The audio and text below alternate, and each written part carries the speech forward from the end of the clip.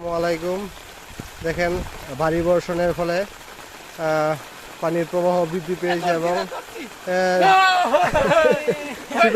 আমাদের এলাকার ছোট ছেলেমেয়েরা মাছ ধরার জন্য চেষ্টা করতেছে এবং ইতিমধ্যে একজন মাছ ধরেছে। দেখি এটা কি মাছ, দেখি দেখি একটু নিচে ধরো, ছাড়া হাত ছাড়া, দেখা যাচ্ছে না। এটা কি মাছ?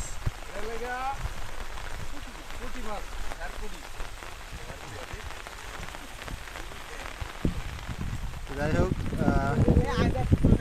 নদী ইতিমধ্যেই পানিতে পরিপূর্ণ হয়ে যাচ্ছে। বর্ষার আগমনী বার্তা চলে এসেছে। আপনারা দেখতে পাচ্ছেন গ্রামের ছেলেমেয়েরা মাছ ধরার নেশায় এদিক ছুটাছুটি করছে।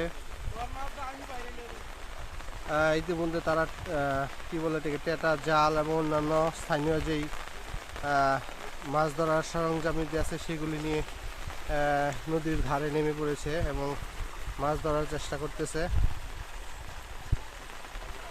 এবং মাছ ধরা দেখার জন্য উৎসুক জনতার ভিড়, গ্রামের বাচ্চা ছেলে মেয়েদের।